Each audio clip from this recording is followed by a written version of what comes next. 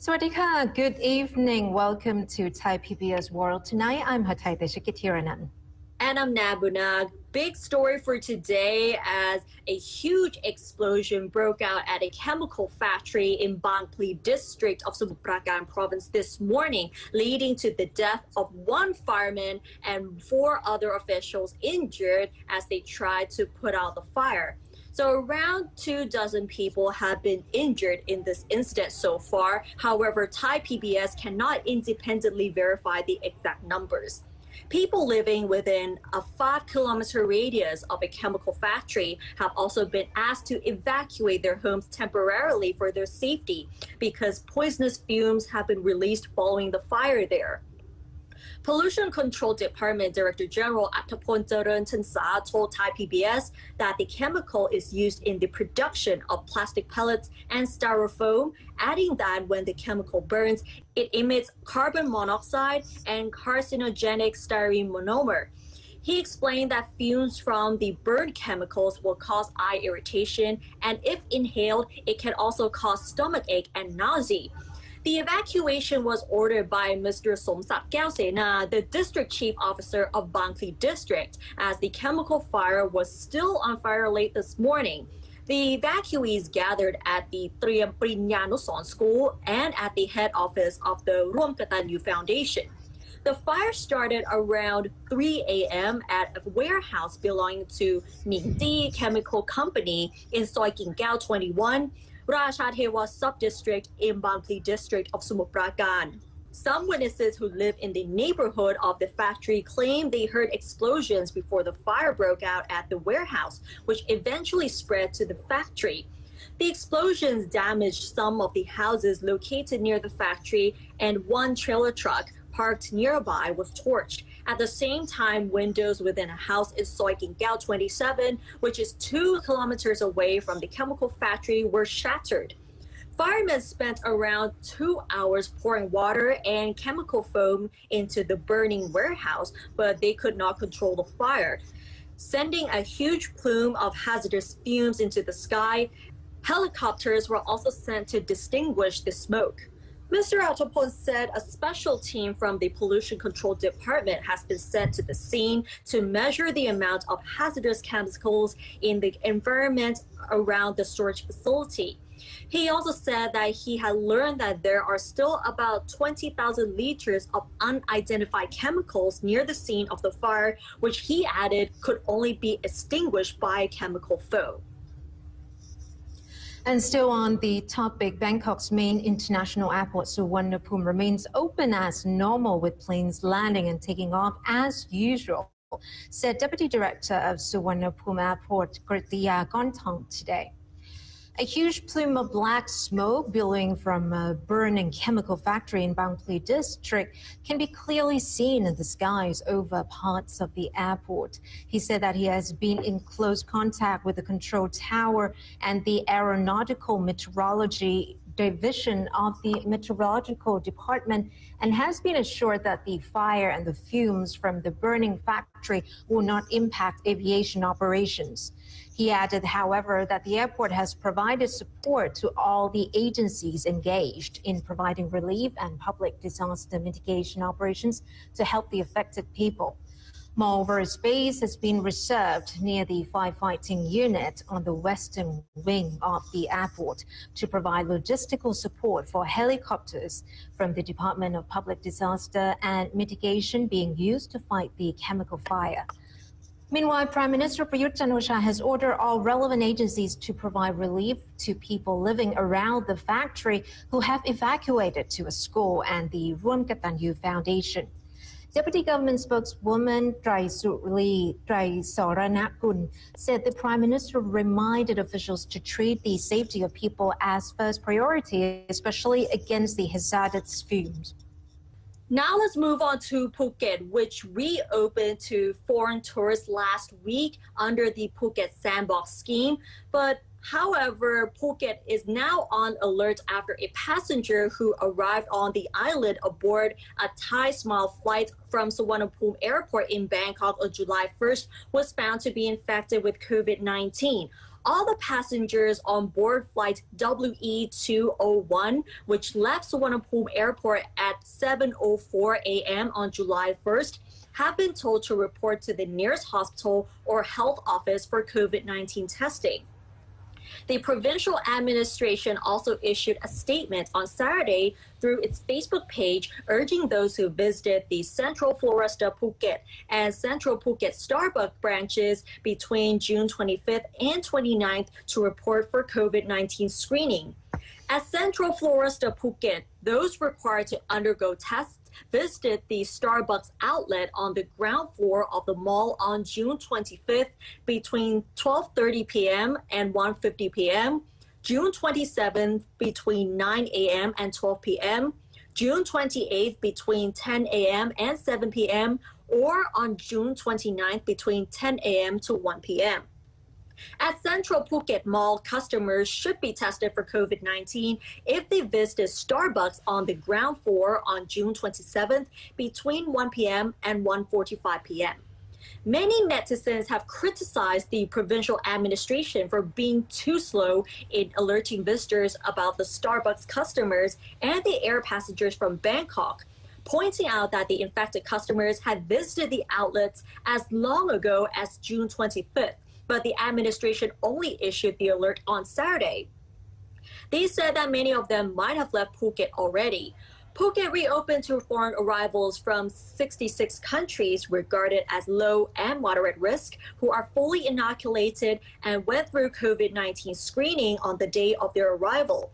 They are required to stay at least 14 days in Phuket, during which they will be subject to 2 more tests before they can travel to other provinces. The next tourist area scheduled to reopen to foreign travelers on July 15th are Samui, Phangan, and Tao Islands in the southern province of Suvarnabhumi. Meanwhile, Prime Minister General Prayut Chan-o-cha is self-isolating after learning that one of the participants at the Phuket Sandbox launch has COVID-19. The chairman of Surin Province's Chamber of Commerce, who took a selfie with the Prime Minister, subsequently revealed on social media that he had tested positive for the coronavirus, according to the government spokesperson Anucha Burapachaisi. The Prime Minister is expected to work as usual, and his regular COVID-19 tests are still showing negative results. And maybe the Prime Minister won't be the only one self-isolating, of course, if anyone is joining. The voluntary full lockdown has been proposed by the RCPT, or Royal College of Physicians of Thailand, Chair Air Marshal Dr. Anuttara Tittinan. He is asking Thai people to enter a voluntary full lockdown to protect themselves against COVID-19 in the light of disturbing number of COVID patients in general hospitals. In his Facebook post made on Sunday, Dr. Anuttara noted that yesterday was the first day since May 18 on which the number of patients in general hospitals, which is more than 30,000, exceeded the number in filled hospitals, which is almost 30,000 at 29,793. He said that the number of patients being admitted has been increasing steadily since June 19th to almost 60,000 cases now, which is about 10,000 more than the peak in June. This increases the heavy workload on all hospitals and the number of patients waiting to be admitted to general or filled hospitals, he said, adding that more patients may have to look after themselves at home. Pointing out that the Delta COVID-19 variant is becoming dominant globally, he said everyone in Thailand could help to contain the contagion with a full voluntary lockdown. Dr. Anuttara reminded everyone to wear a face mask properly and regularly wash their hands, adding that people should not go out anywhere if it is not necessary. Do not trust anyone and always bear in mind that anyone can be infected, he said. And everywhere we go, we may have the COVID-19 virus on contact points. And most importantly, he said, do not lower your guard. And if you get the chance, get vaccinated. And let's now take a look at today's COVID-19 figures. Thailand has logged 6,166 new cases and 50 more deaths, bringing the total infection in this current wave to over 260,000 out of almost 290,000 cases recorded since last year. It is also important to note that although this is not the highest daily figure so far, infections have spread far and wide in many parts of the country, especially here in Bangkok, because the higher figures seen in May were attributed to outbreaks in prisons, but now most cases are in local communities. Meanwhile, Julapon Royal Academy Secretary General Professor Dr. Niti Mahanon has proposed a reprioritization of Thailand's strategies to cope with the third wave of the pandemic, which is rapidly spreading far and wide to the point that we do not know who are infected among the people around us. In his Facebook post, he said that the top priority now is not to protect those who are not infected or to prevent the infected from spreading the disease, as it was when infections were not widespread, but it's now about the management of hospital beds, intensive care units in particular, and of human resources to take care of patients. He proposed the scaling down of proactive case finding so there will be sufficient resources to focus on people who think they may be infected or develop mild symptoms so they will get tested. Those who have no symptoms and who can help themselves need not to be admitted to hospitals, but should isolate themselves at home in order not to waste hospital beds, which should be reserved for those who need them the most. While ensuring sufficient beds in hospitals, he suggested a publicity campaign should be launched to educate the people about how to protect themselves and their families from the disease and about when to go to the hospital, adding that it does not matter if the message is repetitive, as Thai people are willing to listen. Professor Niti said he recommends the rapid administering of medication to non-severe cases instead of allowing the virus to attack their lungs and then give them the antiviral medication. He said those found infected should be treated immediately with the medications, as was the case with influenza, without having to wait for research papers about this method of treatment. Professor Niti also said that doctors must adapt to the situation, as he suggested they should forget that they are specialists in certain medical fields and make themselves available to take care of COVID-19 patients. He also said that in times of war, soldiers, whether there are infantrymen, sailors, or cavalrymen, police, or volunteers, must all grab a weapon to fight the enemy or COVID-19 under the present circumstances. About the vaccines, the CRA Secretary General suggested that the people should get inoculated quickly and not be too selective. He asked the public not to worry too much about the importance of the immune system produced by each make of the vaccine, noting that there are several more factors contributing to infection by the virus, the onset of symptoms, and the protection from infection.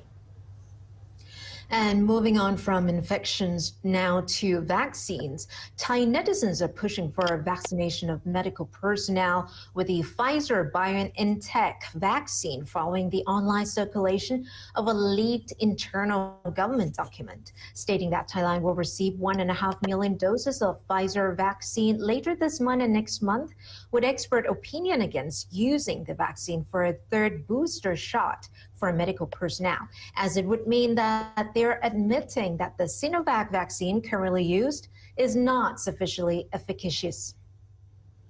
The Thai hashtag Use Pfizer to Vaccinate Medics was shared in over 650,000 tweets as of this afternoon today. Among them is a tweet from Move Forward Party MP Wirod Lakhanat Adison, who wrote that there shouldn't have been a call for the government to give medics quality vaccines such as Pfizer because it is the government duties in the first place. He also called for the resignation of the expert in the meeting, expressing this controversial opinion from all committees, and demanded the government stop acquiring the Sinovac vaccine, whose efficacy has been questioned.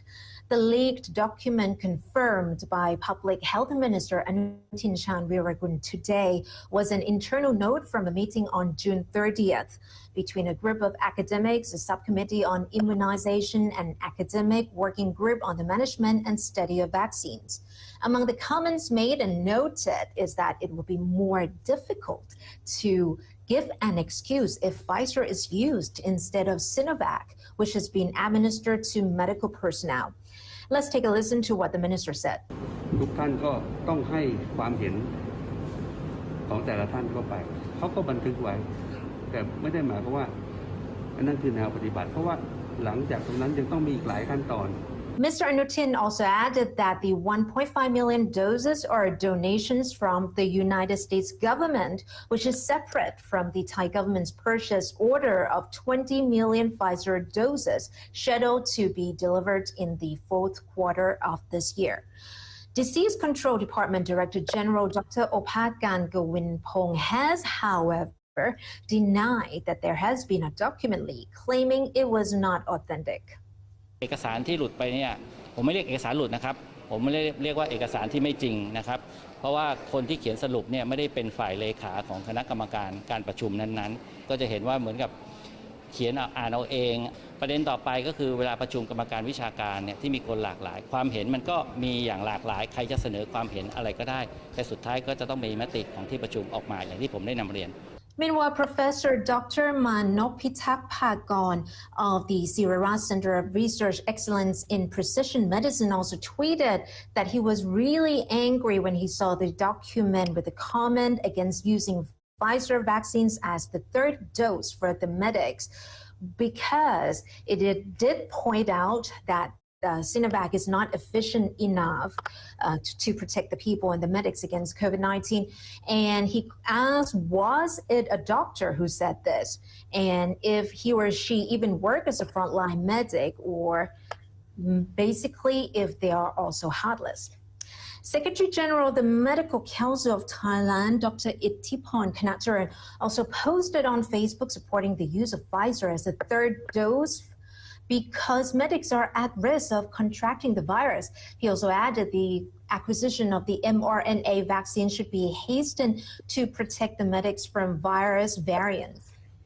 And now let's talk about travel bubbles as well as reopening the borders. Thailand itself recently opened the resort island of Phuket with the Phuket Sandbox scheme, and they're also doing a similar model in the 3 islands of Surathani. And with Prime Minister Prayut Chan-o-cha's plan to reopen the country in 4 months to foreign tourists, let's take a look back at which countries have done a similar model, especially with the travel bubbles.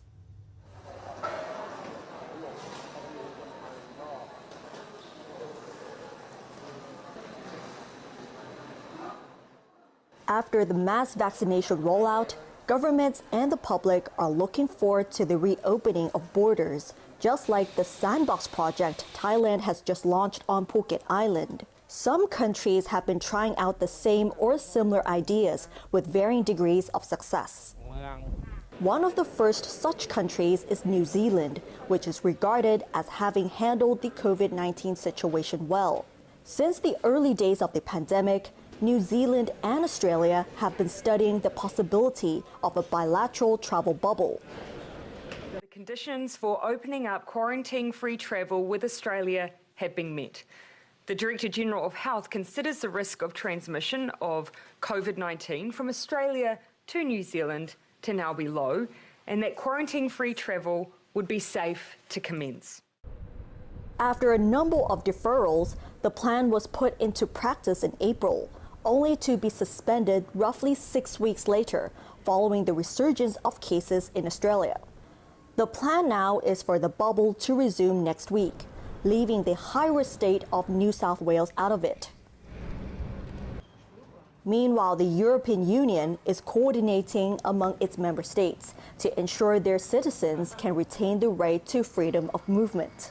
A majority of EU member states issue digital COVID-19 certificates, or the EU DCC, to enable their citizens to travel within the bloc. The system is designed to facilitate safe travel by verifying the pass holder's coronavirus status, whether through vaccination, a recent negative test result, or proof of recovery from infection. If the travelers meet the requirements, they can travel within the participating countries with no restrictions. Travelers from countries outside the EU listed in the so-called whitelist are also welcomed without quarantine. Several other countries have shown interest in opening up their borders during the pandemic under the concept of the travel bubble, including Singapore, Hong Kong, South Korea, to name but a few. Currently, they are only at the stage of talks, and none of them have turned the idea into reality. Rather, the opening of the borders is done more unilaterally by accepting individual travelers who meet certain conditions, such as showing a negative COVID-19 test result and a vaccination certificate, or traveling from a low-risk country. As the risk remains, international tourism arrivals are set to stagnate this year, except in some Western markets, causing up to $2.4 trillion in losses. A UN study said on Wednesday, adding the sector is not expected to rebound fully until 2023. We are currently in international tourism, we are at levels of 30 years ago. So basically, we are in the years 80s, so not much crowd. The problem that we are mainly facing is that many livelihoods are really at threat. And I will pick it up from the policy recommendations. We have lost 1 billion travelers, so 1 billion opportunities for people to build livelihoods, especially in developing countries. And that's all the news and reports we have for you tonight. Don't forget to catch us on Twitter, Facebook, YouTube, Instagram, TikTok, and our website, worldwideweb.thaipbsworld.com for all the latest updates. Thanks for watching. Stay safe, and we'll see you tomorrow. สวัสดีค่ะ สวัสดีค่ะ